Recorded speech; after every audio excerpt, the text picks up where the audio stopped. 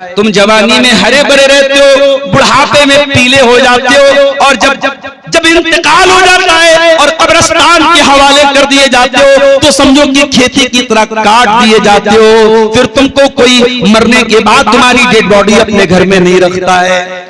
बेटा बाप से बहुत प्यार करता है, बीवी शौहर से बहुत मोहब्बत करती है, मगर इंतकाल के बाद सबको इसी बात की चिंता है कैसे इनको जल्दी से दफन कर दिया जाए। कब्र खोदने वाले को बुलाया गया, कब्र खोदने वाला आके कब्र खोद रहा है, बार बार पूछा जा रहा है ऐ कब्र खोदने वाले कितना टाइम लगेगा? उसने बोला 4 घंटे लगेंगे। 4 घंटे के हिसाब से ऐलान कर दिया गया फला साहब का इंतकाल हो गया है, असर के बाद मिट्टी पड़ेगी, मगरिब के बाद मिट्टी पड़ेगी। ओ लोगों, हमने मरने के बाद 24 घंटे का वेट भी न किया, हमने देखा कब्र को तैयार करने में कितना समय लगेगा और उसी के हिसाब से हमने मिट्टी का ऐलान कर दिया।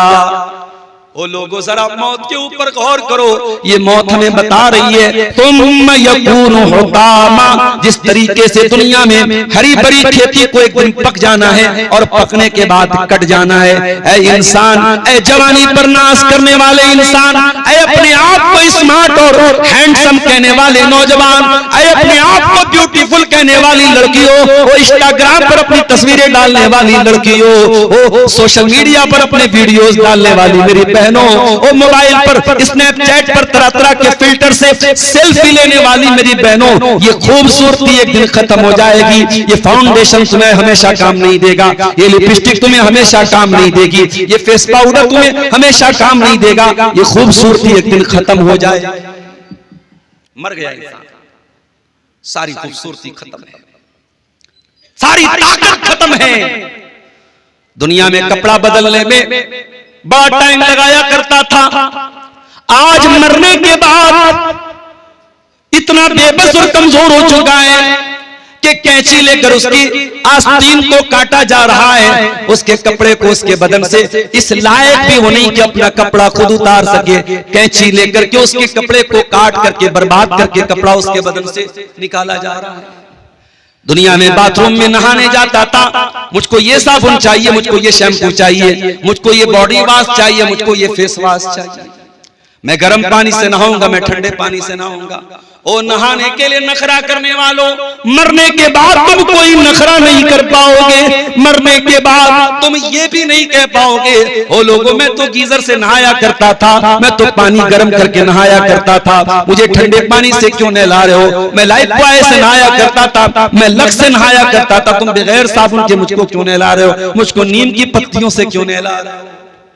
नहलाया जा रहा है। कोई पेट दबा के इसके बदन की गंदगी को निकाल रहा है, कोई हाथों में कपड़ा लेके इसकी पाखाना की, इसकी शर्मगाह की गंदगियों की गलाजत को साफ कर रहा है, कोई इसकी नाक में रुई डाल के इसको वजू करा रहा है। ओ लोगों, इंसान कितना बेबस हो गया, इंसान कितना कमजोर हो गया। अपनी मौत पर अगर गौर करे, अपनी लाश पर अगर गौर करे, अपने अंजाम पे गौर करे तो शायद दुनिया की रंगीनियों में इतना खो ना जाए।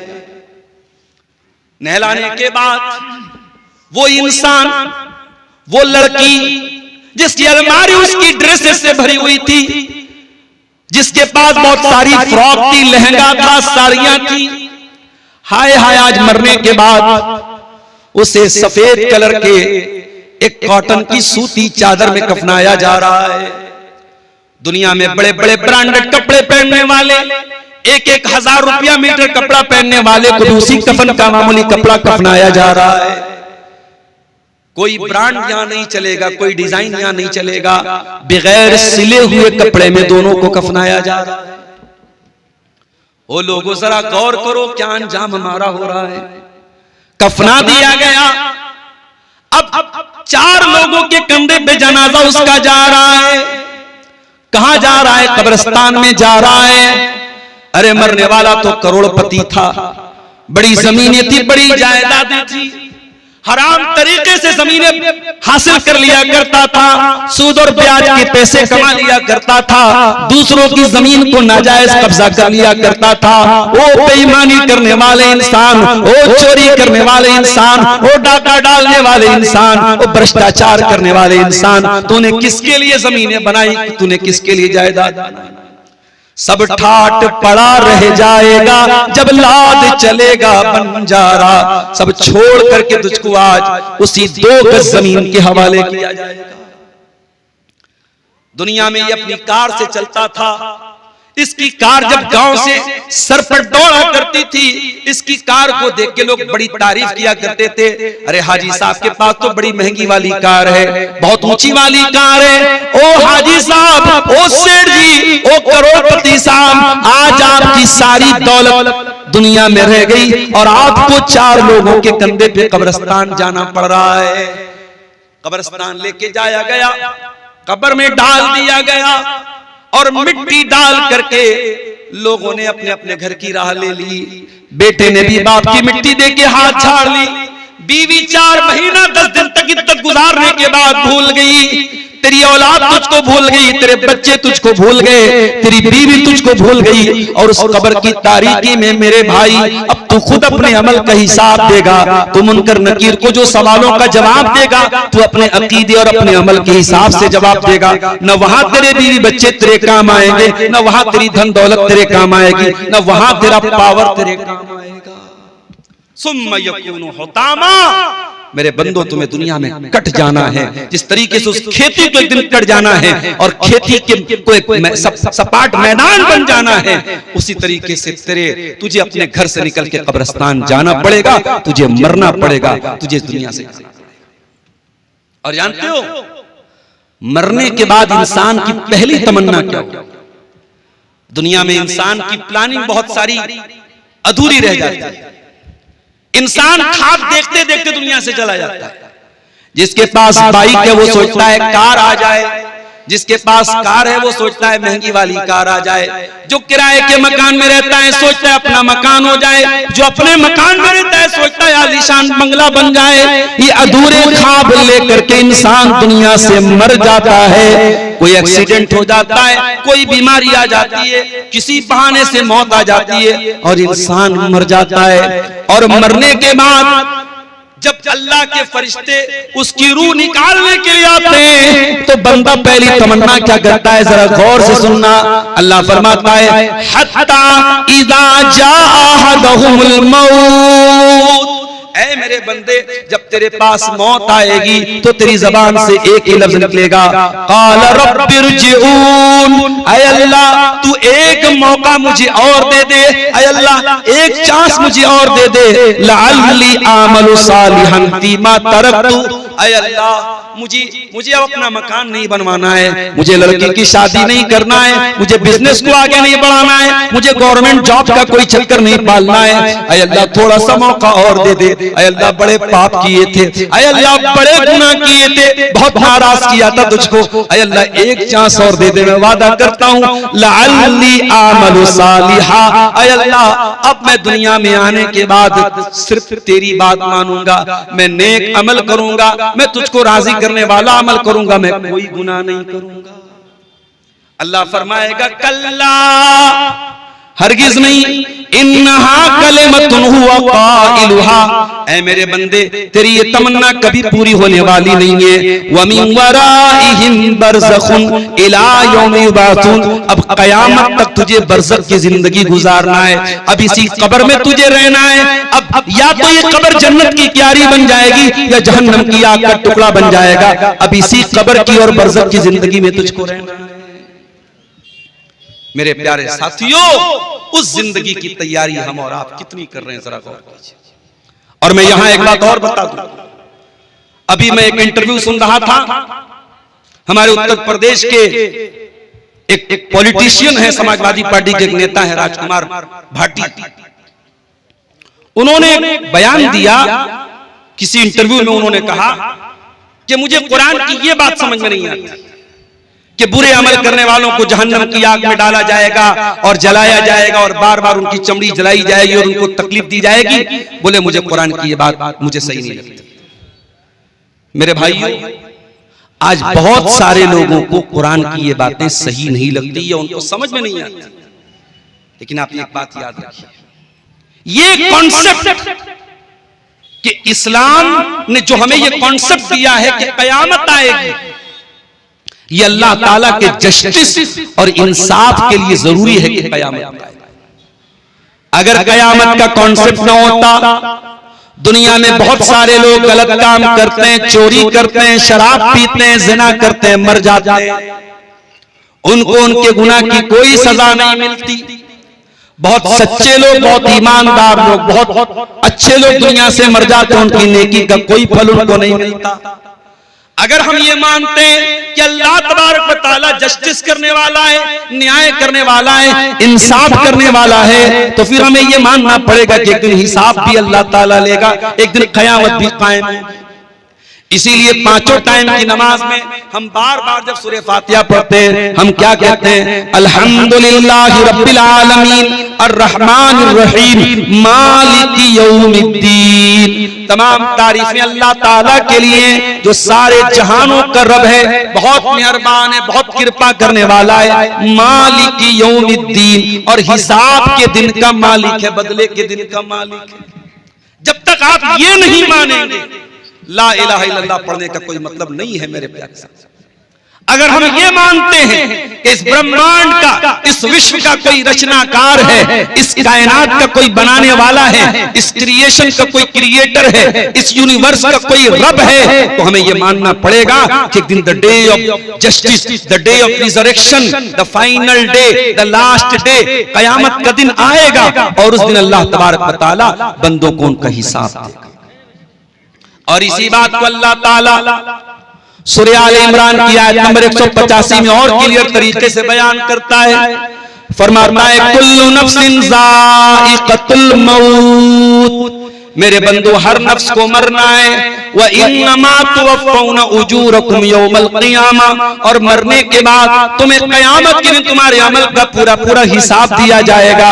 फमन ज़ुज़िया अनिन नारि व उदखिलल जन्नत फ़क़द फ़ाज़, तो जो अल्लाह की अदालत में, अल्लाह की बारगाह में जो जहन्नम की आग से बचा लिया जाएगा और जो जन्नत में दाखिल कर दिया जाएगा, वही कामयाब होने वाला है। वमल हयातुद दुनिया इल्ला मताउल गुरूर, और ऐ मेरे बंदो ये दुनिया की जिंदगी तो धोखे का सामान है, ये दुनिया धोखेबाज है, ये दुनिया बेवफा है। इस दुनिया ने आज तक किसी के साथ वफा नहीं की है, इस दुनिया ने आज तक किसी का साथ नहीं दिया है। ये है इस्लाम का कॉन्सेप्ट।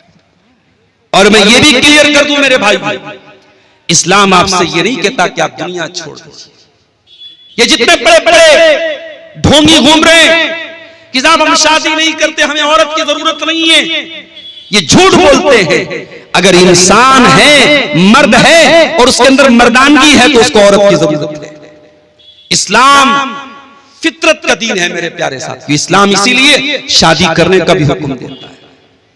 एक सहाबी जिनका नाम अब्दुल्लाह बिन अम्र बिन आस था, उनकी शादी हो गई और बीवी को बिल्कुल भी टाइम नहीं देते थे, बीवी के पास ही नहीं जाते थे। दिन में रोजा रख देते, रात में तहज्जुद पढ़ते थे।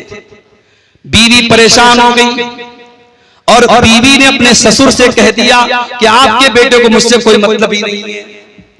ससुर कौन थे? अम्र बिन आस रज़ी अल्लाह ताला अन्हु थे। वो अल्लाह के नबी के पास आते, अय अल्लाह के नबी मेरे बेटे को समझाइए, नई नई शादी हुई है, बीवी से कोई मतलब ही नहीं रखता है। अल्लाह के प्यारे नबी ने बुलाया, अय अब्दुल्ला अलम उखबरन्नक तसूमुन नहार व तक़ूमुल लैल, मुझे पता चला है कि तुम दिन में रोजा रखते हो, रात में तहज्जुद पढ़ते हो। हाँ अल्लाह के नबी बिल्कुल सही पता चला है। आपने फरमाया, अय अब्दुल्ला कान खोल के सुन लो, इन्ना लिज़ौजिका अलैका हक़्क़ा व इन्ना लिअयनिका अलैका हक़्क़ा व इन्ना लिज़ौरिका अलैका हक़्क़ा व इन्ना लिरब्बिका अलैका हक़्क़ा।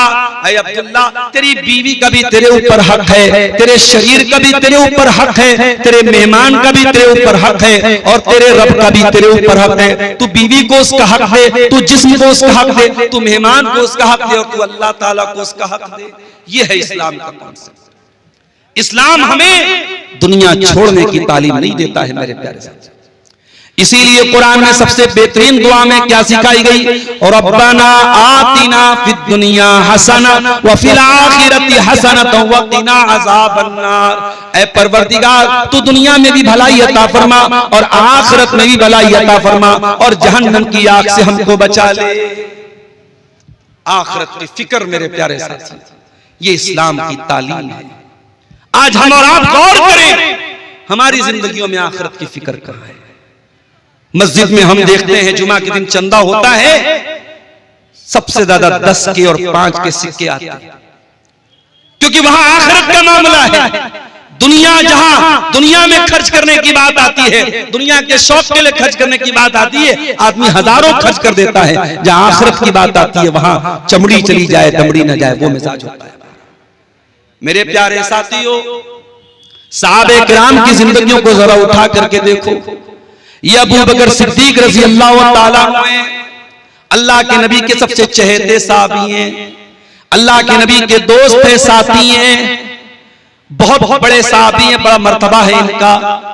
अबू बकर सिद्दीक कभी कभी किसी परिंदे को देख करके कहा करते थे, ऐ काश अबू बकर तू भी इस परिंदे की तरह होता, ऐ अबू बकर काश तू इस परिंदे की तरह होता और तुझे अल्लाह ताला का हिसाब किताब न देना पड़ता, तुझे गुनाह पर कोई सजा न मिलती, तुझे अल्लाह ताला के यहाँ कोई हिसाब किताब न देना पड़ता। ऐ अबू बकर काश कि तेरी माँ ने तुझे जन्म ही न दिया होता, न तू दुनिया में पैदा होता, न तुझको हिसाब देना पड़ता। ये अबू बकर सिद्दीक बोल रहे हैं, ये उनका जुमला है जो नबी की जबान से बार बार जन्नती होने की बशारत सुन रहे हैं, जो उनका जुमला है, कह रहे हैं कि काश तेरी मां ने तुझको जन्म न दिया।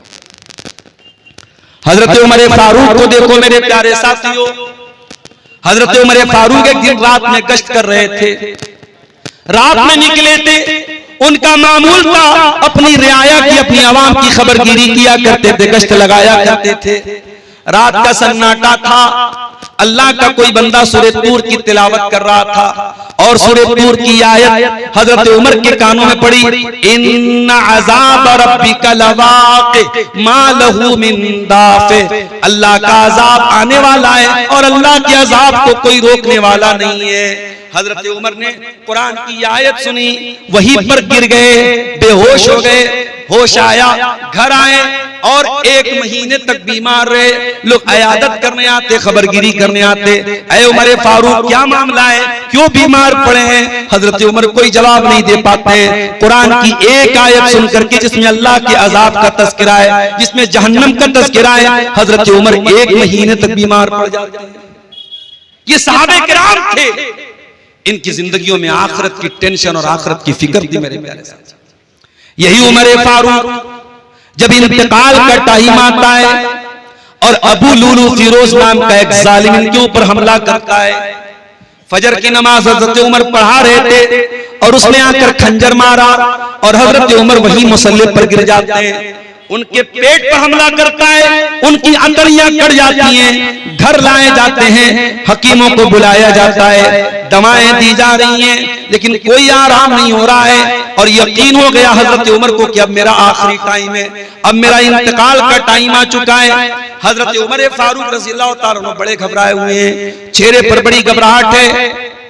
एक नौजवान आके कहता है, ऐ अमीरुल मोमिनीन आपको इतना घबराने की क्या जरूरत है, आप तो अल्लाह के नबी के बड़े चहेते साहबी हैं और आपने इस्लाम का बड़ा साथ दिया है, आपने नबी का साथ दिया है, आप नबी पर ईमान लाए और नबी दुनिया से गए तो नबी आपसे राजी थे।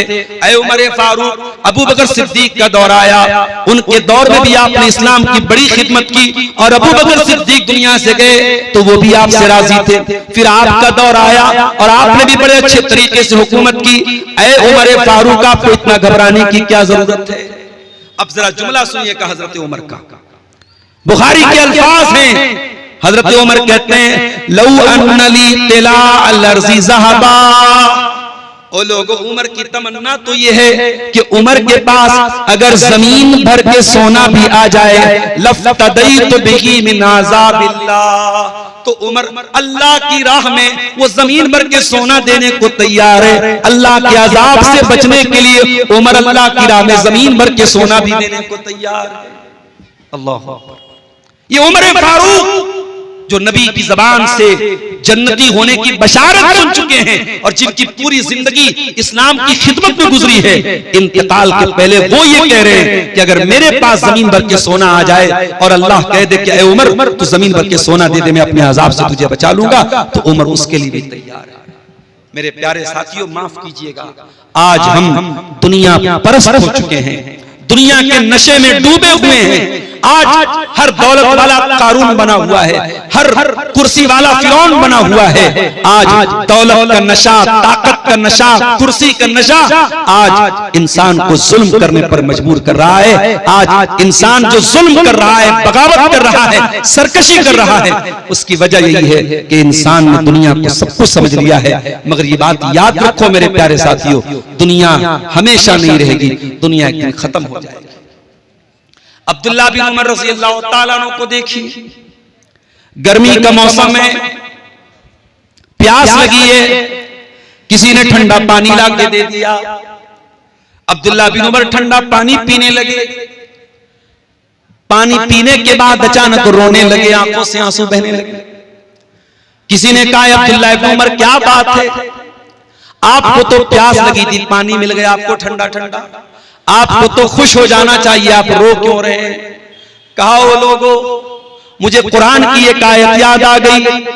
का कौन सी आयत याद आ गई? फरमाया, वनादा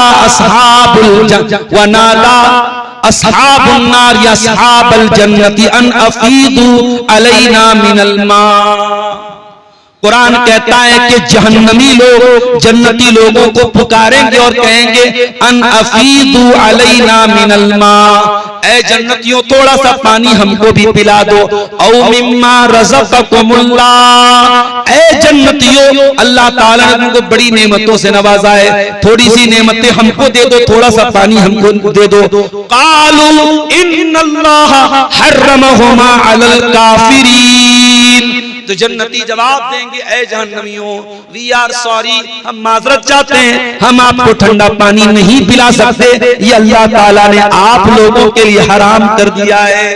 अब्दुल्लाह इब्न उमर रोते हुए कहते हैं, लोगों, मुझे कुरान की वही आयत याद आ रही है, आज हमें ठंडा पानी तो नसीब हो रहा है, जहन्नमियों को ये ठंडा पानी नसीब नहीं होगा। ये फिक्र थी सहाबे किराम, ये टेंशन थी कि यहां तो ठंडा पानी मिल रहा है, वहां मिलेगा कि नहीं मिलेगा। यहां दुनिया में जरा सी गर्मी हमसे बर्दाश्त नहीं होती, हम पंखा चलाते हैं, एसी चलाते हैं। अभी पटना से यहां तक मैं आया, शाम को निकला था, फिर भी बगैर एसी के कार से नहीं आए। गर्मी में हमें बेचैनी होने लगती है, हम ट्रेन से भी चलते हैं तो एसी में सफर करते हैं। क्यों? हमसे गर्मी बर्दाश्त नहीं होती है मेरे साथ। जब ये सूरज 9 करोड़ 30 लाख मील की दूरी पर है और अप्रैल का महीना भी शुरू हुआ है और हमसे गर्मी बर्दाश्त नहीं होती है। गौर करो मेरे प्यारे साथियों, जब ये सूरज 1 मील की दूरी पर आ जाएगा और पूरी जमीन तवे की तरह तप रही होगी और लोग अपने अपने अमल के एतबार से पसीने में डूबे हुए होंगे, कोई टखने तक, कोई घुटने तक, कोई कमर तक, कोई पूरा का पूरा पसीने में डूबा हुआ होगा। उस गर्मी से बचने का हमारे पास क्या इंतजाम है? कोई इंतजाम नहीं। उस गर्मी से बचने का हमारे पास कोई इंतजाम नहीं। दुनिया में कूलर है, एसी है, पंखा है, सब है, आखिरत की गर्मी से बचने का हमारे पास कोई इंतजाम नहीं। अभी रमजान का महीना खत्म हुआ, शव्वाल का महीना जैसे ही शुरू हुआ, हमने देखा मस्जिदों से नमाजी गायब हो गए, मस्जिदों से नमाजी गायब। फजर की नमाज में एक सब भी मुश्किल से आपको मिलेगी और वो भी बूढ़े और बुजुर्ग लोग मिलेंगे। नौजवानों ने तो रमजान के बाद ही मस्जिद का रास्ता ही वो भूल गए हैं मेरे साथ। मस्जिद तो बना ली शब्भर में ईमान की हरारत वालों ने, मन अपना पुराना पापी था, बरसों में नमाजी बन न सका। ओ लोगों, तुम इंतजार करते हो जब लाठी हाथ में लेने का टाइम आ जाएगा तब नमाज पढ़ेंगे। अल्लाह की कसम, कयामत के दिन जब सूरज 1 मील की दूरी पर होगा, अल्लाह ताला अपने कुछ खास बंदों को गर्मी से बचाएगा, पसीने से बचाएगा, सूरज की गर्मी से बचाएगा। उन खास बंदों में वो नौजवान भी होगा, वशाबुन नशा फी इबादतिल्लाह, वो नौजवान जिसकी जवानी अल्लाह की इबादत में गुजरी होगी। मेरे नौजवानों, जरा अपने दिल पे हाथ रख के बताओ, यहां आज दीन की बातें होती हैं, प्रोग्राम होता है, हम थोड़ी देर बैठ करके दीन की बातें सुनने को तैयार नहीं, हम कुरान और सुन्नत की बातें सुनने को तैयार नहीं है। इबादत की बात कौन करे? हमारे नौजवानों की रातें मोबाइल पर रील्स देखने में गुजर रही हैं, दिन गेम खेलने में गुजर रहे हैं, अय्याशियों में गुजर रहे हैं। नौजवान इबादत से दूर है। मेरे नौजवानों, अगर कयामत के दिन की गर्मी से बचना है तो हमें अपनी जवानी को अल्लाह की इबादत में गुजारना होगा। मेरी प्यारी माँ बहनों, आज हराम रिलेशनशिप का फितना, आज बेहयाई का फितना भी हमारी नौजवान नस्ल को बर्बाद कर रहा है। आज जिनाकारी और बदकारी बड़े चरम पर है और बहुत तेजी के साथ हराम रिश्ते पनप रहे हैं, जिनाकारी पनप रही है। अल्लाह के नबी फरमाते हैं कि कयामत के दिन अल्लाह ताला जिन बंदों को गर्मी से बचाएगा, जिन बंदों को अल्लाह ताला अपने अर्श का साया देगा, उन बंदों में को बंदा भी होगा। फरमाया व रजुलुन दातुम रातुन ज़ातु मनसबिन व जमालिन फ़क़ाल इन्नी अख़ाफ़ुल्लाह। वो नौजवान जिसको कोई खूबसूरत औरत और पैसे वाली औरत गलत काम की दावत दे और वो ये कह के ठुकरा दे मैं अल्लाह से डरता हूं। जिसको ज़िना की दावत दी जाए, हराम काम की दावत दी जाए और वो ये कह के ठुकरा दे कि नहीं मैं तुम्हारे चक्कर में नहीं पड़ता, मैं अल्लाह से डरता हूं। ऐसा तकवा और ऐसी परहेजगारी और ऐसी पाक दामनी कहां है मेरे प्यारे साथ? आज तो ऐसा लग रहा है कि सोशल मीडिया ये हराम रिलेशनशिप को हासिल करने का एक अड्डा बनता चला जा रहा है। मैं हालात जो देख रहा हूं मेरे साथियों, कभी रात में आप मोबाइल उठाइए, कोई भी आप ऐप खोलिए, फेसबुक खोल लीजिए आप, तो बाकायदा ऐड आता है और ऐड पे लिखा रहता है, तस्वीरें आती हैं लड़कियों की और लिखा रहता है मुझसे चैटिंग करने के लिए क्लिक करें। इस तरीके के बहुत सारे ऐप, खास तौर से रात में 12 बजे के बाद अगर मोबाइल हाथ में आएगा आप देखेंगे उनका एडवर्टीजमेंट ऑटोमेटिक आपके सामने आएगा। बड़ी खूबसूरती के साथ हमारे नौजवानों को जिना परोसा जा रहा है, हमारे नौजवानों को हराम रिलेशनशिप परोसी जा रही है। आज कौन सा गांव है जहां से ये खबरें नहीं आ रही हैं कि फला लड़की फला के साथ भाग गई, फला लड़की फला के साथ भाग गई। आज जिना के वाकयात, आज हराम रिश्तों के वाकयात क्यों हो रहे हैं मेरे साथियों? क्योंकि आज आखिरत की फिक्र नहीं है। अगर आखिरत की फिक्र होती तो हम इस हदीस पर अमल करते। अल्लाह के नबी फरमाते हैं